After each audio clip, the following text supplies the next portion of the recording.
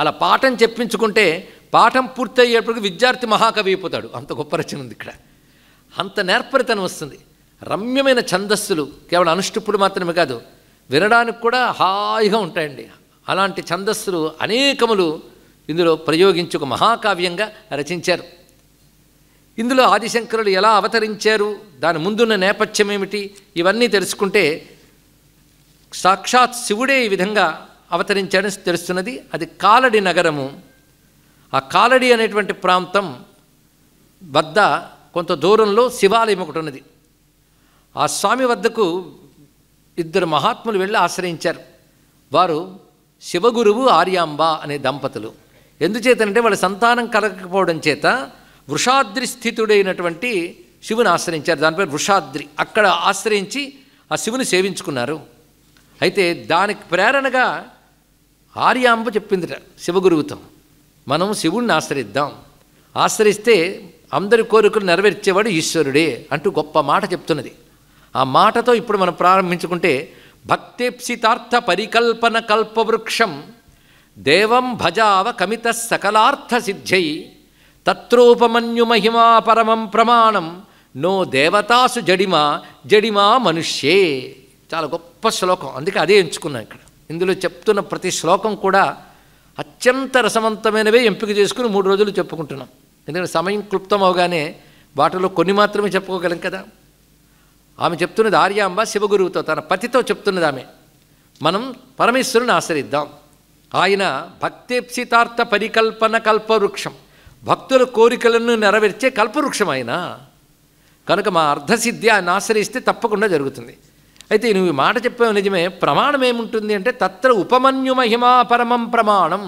ఉపమన్యు మహర్షిని, బాలుడేని ఉపమన్యుని శివుడు ఎలా అనుగ్రహించాడో మనల్ని కూడా అలా అదే విధంగా అనుగ్రహిస్తాడని చెప్తూ గొప్ప మాట ఉన్నదండి ఇందులో. నో దేవతాసు జడిమ జడిమా మనుష్యే. దేవతలకి జడత్వం ఉండదు, ఉంటే మనుష్యులకు ఉంటుంది అన్నాడు ఇక్కడ. జడత్వం అంటే మనకు తెలుసు, ఏమి చెప్పినా స్పందించని వాడిని జడుడు అంటాడు. ఇప్పుడు రాయి ఉంది, రాయి దగ్గర మీరు స్తోత్రం చేసినా రాయికి ఏమీ లాభం లేదు, ఎందుకంటే స్పందించదు, ఏ మాటకి స్పందించదు.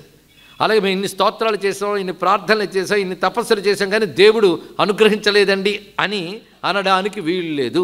ఎందుకంటే దేవతలకి జడత్వం లేదు, వాళ్ళు స్పందిస్తారు, అనుగ్రహిస్తారు. ఈ వాక్యం చాలు. జడత్వం ఉంటే గింటే మనుష్యుడు ఉంటుంది. మనం అనుకుంటాం మనుషులు చైతన్య స్వరూపులని, మనుషులు జడు ఎంతమంది లేరండి. జడత్వం అంటే అర్థం ఏంటి? జ్ఞానాన్ని గ్రహించలేకపోవడమే జడత్వం. మనం సీరియల్ చూసినప్పుడు యాక్టివ్గా ఉంటాం, అదే మంచి విషయాలు వినేటప్పుడు యాక్టివ్నెస్ ఎక్కడికి పోతుంది, దాన్ని జడత్వం అంటారు. అంటే కొన్ని విషయాల్లో జడత్వం పోతుంది, కొన్ని విషయాల్లో జడత్వం ఉంటుంది. అయితే ప్రకృతి సాత్విక ప్రకృతి అయినప్పుడు గొప్ప విషయాలు వింటున్నప్పుడు మేల్కొంటాం. జడత్ ప్రకృతి తమో ప్రకృతి ఉన్నప్పుడు ఆ సమయంలోనే పనిచేయదు, ఏం చేస్తాం. కానీ జడత్వం అంటే ఇప్పుడు తెలిసింది కదా, ఒక విషయాన్ని గ్రహించలేని లక్షణము, స్పందించని లక్షణము. అది మానవులకు ఉండవచ్చు, కానీ భగవంతుడు, దేవతలు చైతన్య స్వరూపులు కనుక, దేవతలు చైతన్యవంతులు కనుక తప్పకుండా వాడు స్పందిస్తారు. ఈ మాట ఒక నిరంతరం గుర్తు తెచ్చుకోవలసిన మాటగా అందించారు విద్యారణుల వారు. నో దేవతాసు జడిమా జడిమా మనుష్యే. దేవతల యందు జడిమ లేదు, మనుష్యుల యందు ఉండవచ్చు. ఈ మాట వెంటే అంత ధైర్యం ఉంటుందండి. కనుక భగవంతుడిని ఆశ్రయిస్తే విఫలం కాదు. మరొల్లప్పుడు మొక్కానండి, నా స్తోత్రం చేశానండి, విఫలమైందండి అంటే అది ఏ విధంగా సఫలమైందో నువ్వు గుర్తించలేదు. అది ఆ సఫలం వేరేగా ఉంటుంది, నీకు అర్థం కాదు. నువ్వు ఒక తలుపు తెరిచి ఎదురు చూస్తుంటే వెనక తలుపు నుంచి భగవంతుడు వస్తాడు.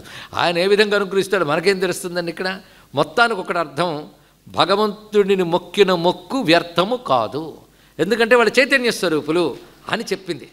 అయితే ఈ మహానుభావుడికి తెలియక అక్కడికి వెళ్ళి ఆశ్రయించాలని ఆయన అనుకోలేదు, తన పని తాను చేసుకుంటూ వెళ్ళిపోతున్నాడు. ఆమె ప్రేరేపించింది. ధర్మపత్ని యొక్క పనే అది కదండి, ధర్మానికి ప్రేరేపించేదే ధర్మపత్ని. దానితో వారు ఉభయులు కలిసి పరమేశ్వరుని ఆశ్రయించి సోమార్ధమూర్ధానముమార్ధమీశం ఏష సంతోషయతుం తపోభి, చంద్రశేఖరుడైన పరమేశ్వరుని ఆరాధన చేసుకున్నారు. ఆ సమయంలో వారు దీక్షగా కొంతకాలం అక్కడ ఉంటే పరమేశ్వరుడే స్వప్నమందు కనబడి తాను పుత్రుడిగా కలుగుతానని అభయాన్ని ఇచ్చాడు. ఆ చెప్పిన ప్రకారంగా శంకరుల యొక్క జనన గాథని మనం ఇక్కడ స్మరించుకుంటున్నాం. శంకర విజయం గురించి చెప్పేటప్పుడు మరొక్క విషయం తెలుసుకోవాలి. శంకర విజయం ఎంత చెప్పుకున్నా అదొక మహిమాన్వితమైన గ్రంథము. శ్రవణ మాత్రం చేతనే, పఠన మాత్రం చేతనే, పారాయణ మాత్రం చేతనే మన బ్రతుకులో మంచి మార్పును తేగలిగిన శక్తి శంకర విజయానికి ఉన్నదండి. ఇందులో ఏమీ అతిశయోక్తి నేను చెప్పడం లేదు, ప్రమాణంతోనే చెప్పడం జరుగుతుంది ఇక్కడ. ఎందుకంటే గురుచరిత్ర అనే మాట వినుంటారు. గురుచరిత్రలు పారాయణ చేస్తే ఒక వారంలోనే అద్భుతాలు కనబడి అందరికీ తెలుస్తుంది. కానీ గురుచరిత్ర అంటే ఏవేవో వచ్చేస్తున్నాయి లోకంలో. కానీ సంప్రదాయబద్ధంగా గురుచరిత్ర అంటే ఒకటే, దత్తాత్రేయుల వారి చరిత్ర గురుచరిత్ర, అదొక్కటే గురుచరిత్ర. మళ్ళీ గురుచరిత్ర అంటే ఆదిశంకర భగవత్పాల వారి చరిత్రే గురుచరిత్ర. దత్త గురుచరిత్రలో రకరకాల ఘట్టాలు ఉన్నాయి, ఒక్కొక్క ఘట్టానికి ఒక మహిమ ఉన్నది. అలాగే శంకర గురు చరిత్రలో కూడా వివిధ ఘట్టాలు ఉన్నాయి, ఒక్కొక్క ఘట్టానికి ఒక్కొక్క మహిమ ఉన్నది. అలాంటి మహిమాన్విత ఘట్టాలే 3 రోజులు మనం చెప్పుకోబోతున్నాం. అది 3 రోజులు ఒక విధంగా శంకర విజయ ప్రవచన రూప జ్ఞాన యజ్ఞం జరుగుతుంది ఇక్కడ, అందులో సందేహం లేదు. ఇక్కడ ఇది శంకర ఉపాసనా భావంతోనే చెప్పడం జరుగుతుంది కనుక ఆ భావంతోనే వినడం కూడా జరిగితే బాగుంటుంది ఇక్కడ. కనుక మనందరం కలిసి 3 రోజులు శంకర గురు చరిత్రని పారాయణం చేసుకుంటున్నాం. పారాయణం అనే మాటకు పుస్తకం పట్టుకు చదువుకోవడం అని కాదుట, అర్థసహితంగా విషయాన్ని సంపూర్ణంగా గ్రహించడమే పారాయణ. అది జరుగుతున్నది. ఏది శంకర గురు చరిత్ర మనం చెప్పుకుంటున్నాం పవిత్రమైన మాఘమాసంలో. అందులో పవిత్రమైన జగద్గురువుల యొక్క ఈ 78వ పుట్టినరోజు సందర్భంగా జరుగుతున్న ఉత్సవాల్లో భాగంగా శంకరుడు జన్మించడం ఎలా ఉంటుందంటే, రామాయణంలో రామజననం వాల్మీకి ఎలా రచించారో శంకర జననాన్ని విద్యార్థుల వారు అలా రచించారు. అంటే మొత్తం చాతక చక్రంలా రచించారు.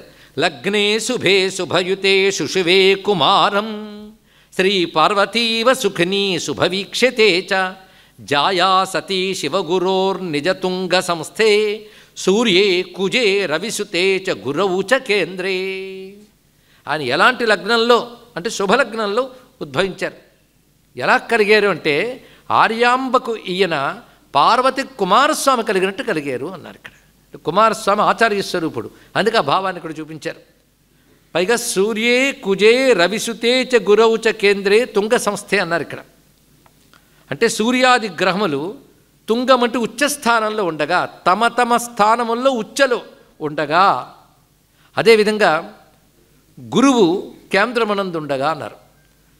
ఇది విశేషంగా చెప్పుకోవాలంటే సూర్యుడి మేషరాశిలో, అంగారకుడు మకర రాశిలో, శనిగ్రహం తులారాశిలో ఉండగా, బృహస్పతి కేంద్రములో ఉండగా, అంటే పునర్వసలో చంద్రుడు గురునితో ఉండగా, ఇది కూడా తెలుసుకోవచ్చు. ఇలా ఏ లగ్నంలో ఎలాంటి సమయంలో కలిగారు చెప్పారు. వైశాఖ శుద్ధ పంచమి ఆర్ద్రా నక్షత్రం నాడు ఆవిర్భవించారు శంకరుడు. శంకర జననం ఇది. అలా ఉద్భవించిన మహానుభావుడు ఆశ్చర్యకరంగా అతి శైశవ దశలోనే, ఇంకా మాటలు కూడా ఎవరికి రాని సాధారణ స్థితిలో ఆయన అద్భుతంగా అక్షరక్రమాన్ని చెప్తున్నాడు.